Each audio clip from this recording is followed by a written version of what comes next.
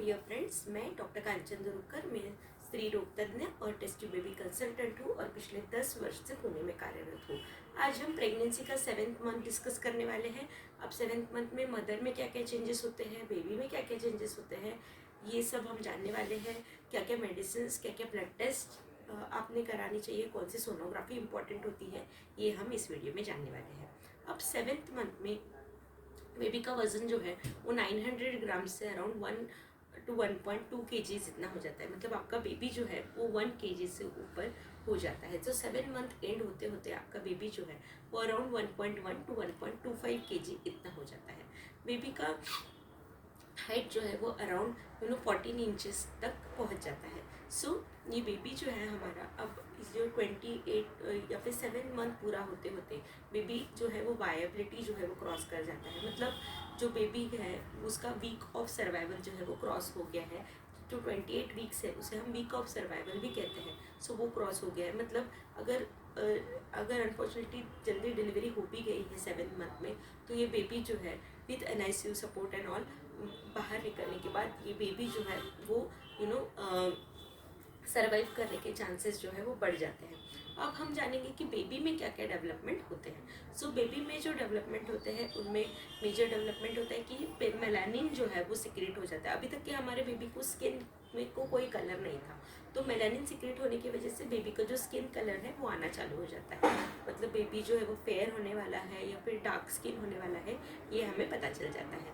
अब इसके अलावा बेबी का जो ब्रेन है उसमें जो ग्रूव्स हैं वो डेवलप होना चालू हो जाता है। ये ब्रेन ग्रूव्स जो है वो आगे जाके एक मैच्योर्ड ब्रेन का रूप लेने वाले हैं, और ये जो ब्रेन ग्रूव्स हैं वो जितने ज़्यादा रहेंगे उतना ज़्यादा आपका बेबी जो है वो इंटेलिजेंट होने वाला है।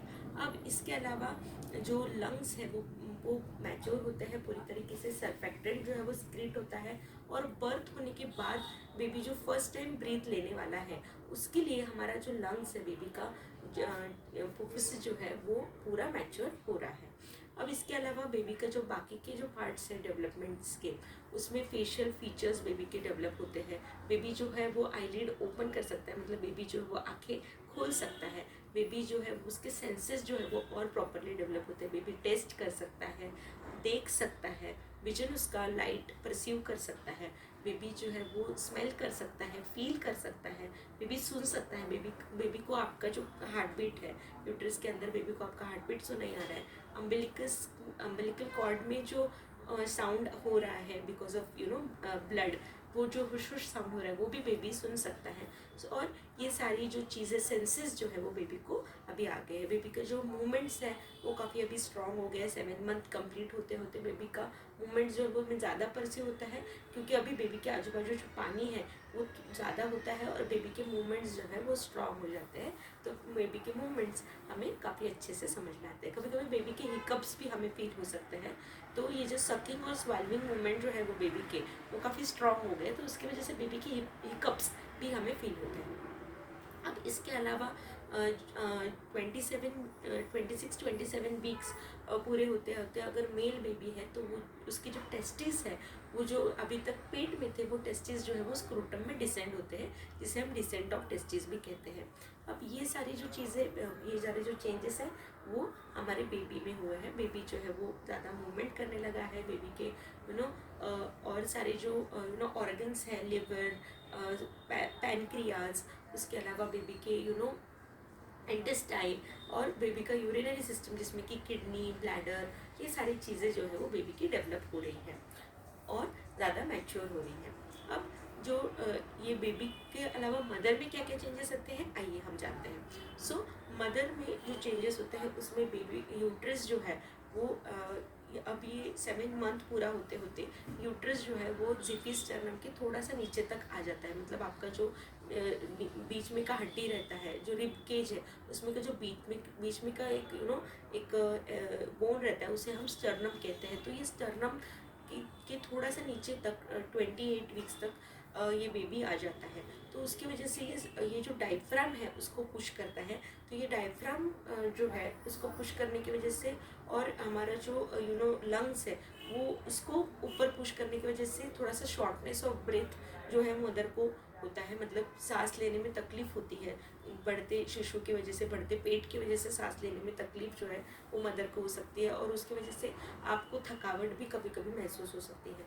अब बढ़ते पेट की वजह से जो वेन्स होती है आपकी, जो कि आपका जो पैरों से जो ब्लड है वो ऊपर हार्ट की तरफ लेके आ रहे हैं, ये जो वेन्स है वो उसके ऊपर भी प्रेशर पड़ रहा है, तो ये प्रेशर पड़ने की वजह से आपके पैरों में जो है वो स्वेलिंग आ जाती है। सो 50 to 70% ऑफ द लेडीज़ में ये स्वेलिंग नॉर्मल होती है, इसके लिए आपको कुछ भी चिंता करने की आवश्यकता नहीं है।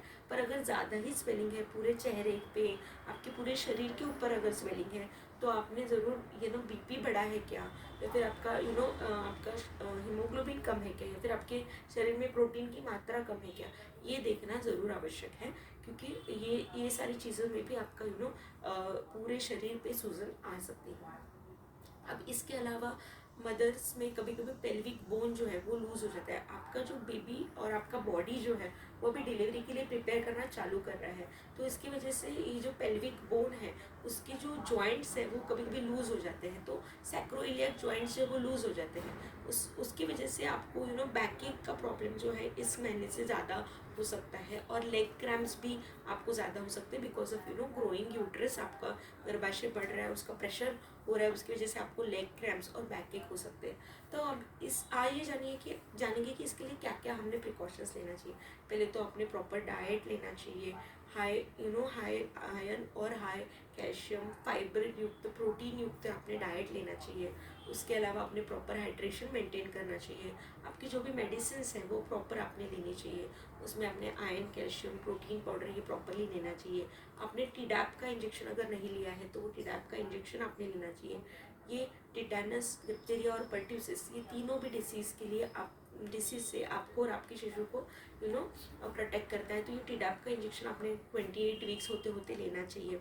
उसके अलावा अगर आपने टेस्ट पहले किए हैं तो अभी आपके टेस्ट रिपीट करने का टाइम है, तब आपने CBC, थायराइड और यूरिन टेस्ट और एक ग्लूकोज के टेस्ट जिसको हम GTT कहते हैं वो आपने ज़रूर करा लेना चाहिए। सो ये टेस्ट होने के बाद 28 वीक्स पूरा होते होते आपने एक डॉपलर, USG डॉपलर भी कराना चाहिए। USG डॉपलर जो है वो हमें बेबी का ब्लड फ्लो प्रॉपर है कि नहीं, मतलब मदर से बेबी को प्रॉपर ब्लड फ्लो जा रहा है कि नहीं, बेबी का जो वेट है मैंने बोला कि 1.1 to 1.25 इतना होना चाहिए, वो प्रॉपर है कि नहीं, कि बेबी को कुछ इंट्रायूटेराइन ग्रोथ रिटार्डेशन है, ये भी हमें समझेगा। सो ये हमें प्रॉपर, और बेबी के आजू बाजू जो पानी है जो हम बोल रहे हैं जिसे हम एमनियोटिक फ्लूइड भी कहते हैं, वो प्रॉपर है कि नहीं, ये भी हमें, तो 28 वीक्स पूरा होते होते आपने USG डॉपलर मैं सजेस्ट करूँगी कि आपने कराना चाहिए।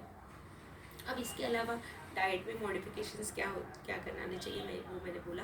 बैकिंग के लिए आप लोकल एप्लीकेशन, लोकल पेन जो क्रीम्स होते हैं वो आप यूज़ करते सकते हैं, या फिर हॉट फर्मेंटेशन, इसमें भी मॉइस्ट हीट का आप अगर यूज़ करते हैं, मतलब कि आपने अगर कुछ अगर कुछ हॉट वाटर बैग लिया है तो उसको आप कुछ कॉटन क्लोथ से उसको रैप कीजिए और फिर वो मॉइस्ट हीट आप लीजिए। तो मॉइस्ट हीट जो है वो ज़्यादा ऑलवेज इफ़ेक्टिव रहती है as compare to dry heat. So ये सारी चीज़ें आपने अगर करते हैं तो बैक एक के लिए आपको रिलीफ हो सकता है। कभी कभी आप बैक एक के लिए आपको फिजियोथेरेपी भी लेना पड़ सकता है अगर ज़्यादा बैक एक है तो। उसके अलावा कुछ कुछ अगर आप ANC योगा अगर आपने यूज़ किया तो वो भी आपके बैक एक को रिलीव करने के लिए मदद कर सकता है।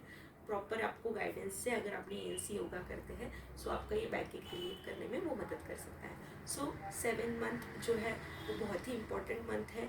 इसमें बेबी का भी बहुत इम्पोर्टेंट डेवलपमेंट होते हैं और मदर के भी बहुत ही इम्पोर्टेंट चेंजेस जो है वो होते हैं। सो ये जो मंथ आप 7 मंथ पूरा होने के बाद आपके 8th और 9th मंथ जो है वो बाकी के डेवलपमेंट होता है। सो ये जो 7 मंथ में जो हमने देखा कि मदर और बेबी में क्या क्या चेंजेस होते हैं और क्या क्या प्रिकॉशंस हमने लेने चाहिए एज अ मदर, और बेबी का कैसे हमने ध्यान रखना चाहिए। परिजनों ने भी, आपके जो परिवार के जो सदस्य हैं उन्होंने भी ये जो आगे का ये जो लास्ट के 3 महीने ये मदर के लिए थोड़े डिफ़िकल्ट रहते हैं। सो इसमें मदर का भी मॉरल बूस्टिंग जो परिवार के सदस्य हैं उन्होंने भी करना चाहिए। सो जिससे कि मदर जो है वो ज़्यादा मोटिवेटेड रहेंगे और उनका जो ये जो लास्ट के जो 3 महीने जो थोड़े डिफ़िकल्ट रहते हैं, खास करके ट्विंस मदर के लिए तो और भी ज़्यादा डिफ़िकल्ट रहते हैं। सो उनको अगर प्रॉपरली मोटिवेटेड रखा, सो ये जो उनके लास्ट के 3 महीने हैं वो एकदम स्मूथली जाने वाले हैं। सो आई होप ये वीडियो आपको इन्फॉर्मेटिव लगा हो। अगर इन्फॉर्मेटिव लगा हो तो ज़रूर इसे लाइक, शेयर और सब्सक्राइब कीजिए। Thank you so much.